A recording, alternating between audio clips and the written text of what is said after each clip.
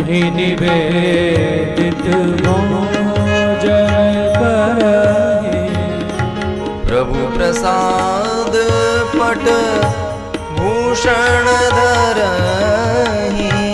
प्रभु प्रसाद पट भूषण धरहि।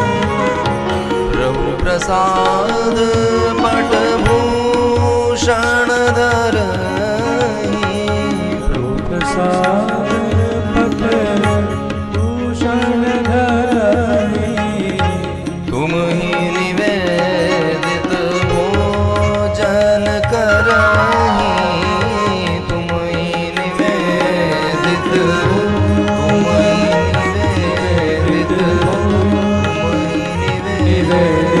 भोजन करहि। अन्न जो होता है उसमें दोष होते हैं, किंतु अन्न को यदि ठाकुर जी को बढ़िया भोग लगा दिया जाए, प्रसाद रूप में उसको ग्रहण किया जाए, तो वह निर्दोष होकर के जीव का कल्याण करता है। उसी प्रकार पाप से कमाया हुआ जो सोना है वह कष्टकारी होता है, बुद्धि भ्रष्ट करने वाला होता है, किंतु यदि भगवान ठाकुर जी को अर्पण कर दिया जाए तो वह दोष से निर्दोष हो जाता है। तो इस प्रकार संतों ने इनका निराकरण किया। एक दिन परीक्षित जी महाराज आखेट के लिए निकले तो गलती से वही मुकुट धारण कर लिया जो जरासंध को युद्ध में पराजित करके उनके दादा भीम लेकर के आए थे, और उसको धारण करने से कलयुग का उन पर प्रभाव हो गया। आखेट करते करते मार्ग भटक गए। भटके हुए मार्ग में जब दूर से एक आश्रम दिखाई दिया तो जाकर के वहां पर निवेदन किया, प्रभु कोई खाने की व्यवस्था हो, भोजन प्रसाद की व्यवस्था हो, पर वहां पर कोई दिखाई नहीं दिया। कुटिया के पट खोल करके जब देखा तो अंदर एक महात्मा थे, समाधिस्थ होकर के बैठे थे। कलयुग के प्रभाव के कारण परीक्षित जी महाराज को ऐसे लगा कि मेरा स्वागत सत्कार न करना पड़े, इसके लिए आंखें बंद करके बाबा जी बैठे हैं। अभी परीक्षा करता हूं कि समाधि असली है कि नकली है। तो वहीं पार्श्व भाग में जब दर्शन किया तो एक मृत सर्प पड़ा था। अपने तीर की नोक से उठा करके उनके गले में वह सर्प डाल दिया, किंतु महात्मा की समाधि सच्ची थी, उन पर किसी प्रकार का कोई प्रभाव नहीं हुआ। गले में सर्प डाल करके परीक्षित जी महाराज तो वहां से चले गए, किंतु अन्य पार्श्व में जो क्रीड़ा कर रहे बालक थे उन्होंने जाकर के ऋषि पुत्र को यह संदेश दिया कि कोई हमारे राजा आए थे और आपके पिताजी का अपमान करते हुए उनके गले में मृत सर्प रख करके चले गए। जैसे ही उन्होंने श्रवण किया तो ऋषि पुत्र क्रोधित हो गया, और क्रोधित होकर के कौशिकी नदी के जल को हाथ में लेकर के तत्क्षण वहां पर उनको श्राप दे दिया। कौशिक्याप उपस्पृश्य वाक वज्रम विससर्ज है। ब्राह्मणों की शक्ति वाणी में होती है। गायत्री के तेज के प्रभाव के कारण, ब्रह्म के चिंतन करने के कारण उसके पास इतना शक्ति एकत्रित थी कि उनने राजा को ही श्राप दे दिया। क्या कहा? इति लंघित मर्यादम तक्षकः सप्तमे हनि। दंशति स्म कुलांगारम नोदितो मे ततद्रुहम्।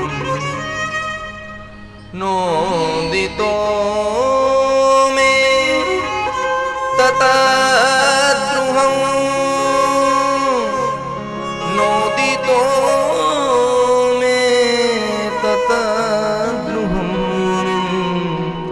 नोदितो मे ततद्रुहम्।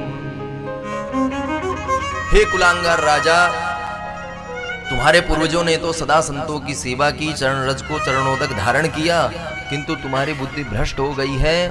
पद के मद में तुमने मेरे पिताजी का अपमान किया है। जाओ, मैं तुम्हें श्राप देता हूं। जिस सर्प को तुमने हमारे पिताजी के गले में स्थापित किया है, उसी सर्प दंष्ट से आज के 7वें दिन तुम्हें तक्षक ना काट लेगा।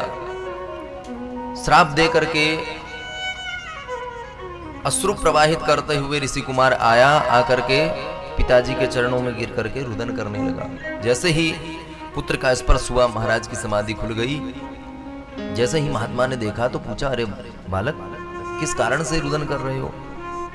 सभी ने आकर के सारा वृत्तांत बताया। महात्मा ने मृत सर्प को निकाल करके पृथ्वी पर धरा। बोला, बालक ये तो मरा हुआ सर्प है, इसमें किस बात का कष्ट? तो बोले, पिताजी जिसने भी यह ऐसा कर्म किया है उसको मैंने श्राप दिया है और आज के 7वें दिन उस राजा को भी तक्षक नाग काट लेगा। जैसे ही महात्मा ने सुना तो क्रोधित हो गए। अरे अज्ञानी, तुमने ये क्या किया?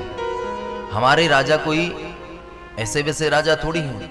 अरे जब तक वह इस धराधाम पर रहेंगे तब तक ही धर्म सुरक्षित हो सकता है, उसके बाद तो कलयुग का प्रभाव बढ़ जाएगा। और जिनकी भगवान माधव ने स्वयं जिनकी रक्षा की है उनको तुमने श्राप दे दिया। अब तो जो राजा होंगे वो सब धर्म निरपेक्ष ही होंगे, धर्म की रक्षा करने वाले तो हमारे राजा परीक्षित ही हैं।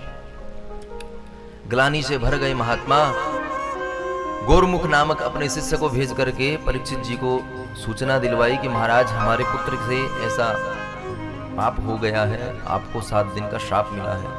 परीक्षित जी ने जैसे ही सुना तो तत्क्षण सारा साम्राज्य त्याग दिया और ग्लानि से भर करके सोचने लगे कि मेरे द्वारा कौन सा ऐसा नीच कर्म हो गया कि मैंने संतों का अपमान कर दिया। अरे यह कर्म तो मेरे कुल की ध्वज पताका में दाग लगाने जैसा है, इसका तो प्रायश्चित मुझे तत्क्षण करना चाहिए। उसी समय राज छोड़ करके परीक्षित जी महाराज इंद्रप्रस्थ से निकल गए और जा करके शुक्रताल में बरगद के नीचे बैठ गए। अनेक महात्माओं को जब पता चला कि हमारे राजा कष्ट में हैं, राज्य का त्याग कर दिया है, तो सभी महात्मा एकत्रित हो गए। सभी महात्माओं से निराकरण पूछते हुए परीक्षित जी महाराज एक ही बात निवेदन करते हैं, महाराज मुझे ऋषि कुमार का शाप लगा है, 7 दिन में मुक्ति का क्या उपाय है, कृपा करके आप मुझे बताएं। अनेकानेक अनुष्ठान समस्त विद्वानों ने ब्राह्मणों ने बताए, किंतु जब संतुष्टि नहीं हुई तो उसी क्षण भगवान सुखदेव जी का प्राकट्य हुआ, भगवान सुखदेव जी का आगमन हो गया। तत्राभवद भगवान व्यासपुत्रो व्यासपुत्रो तत्राभवद भगवान व्यासपुत्रो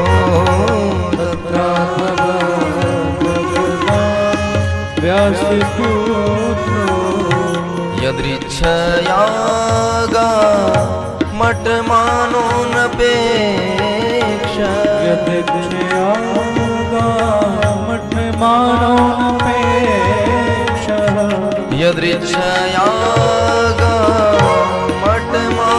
न पेक्षा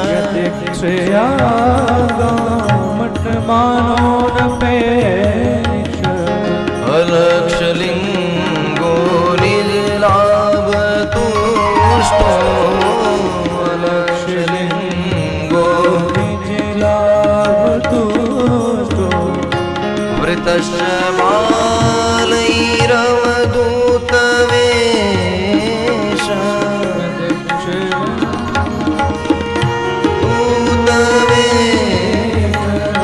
तत्राभवद भगवान तत्राभवद भगवान तत्राभवद भगवान।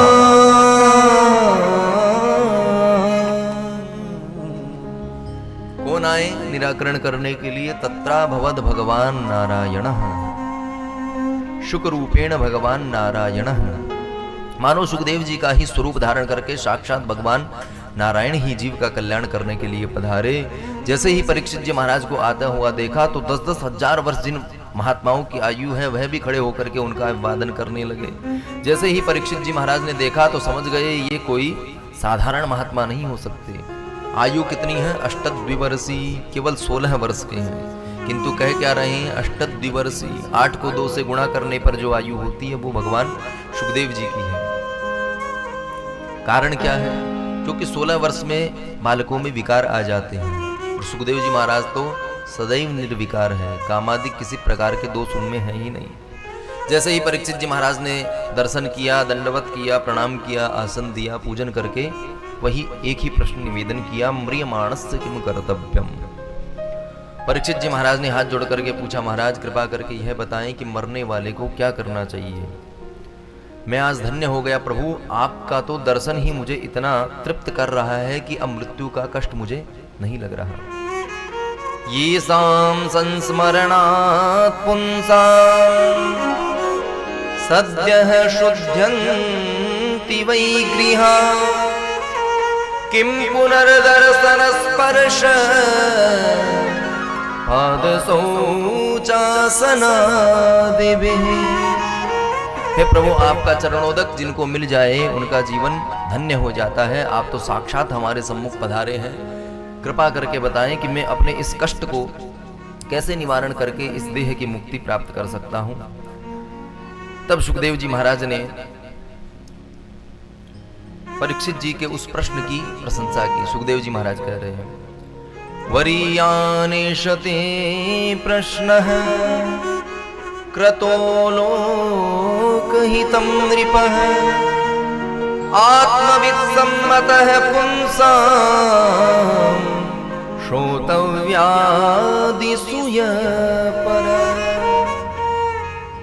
सुखदेव जी महाराज के मुख से सर्वप्रथम जो अक्षर निकला वह ब्रह्म का बीजाक्षर अक्षर वकार निकला।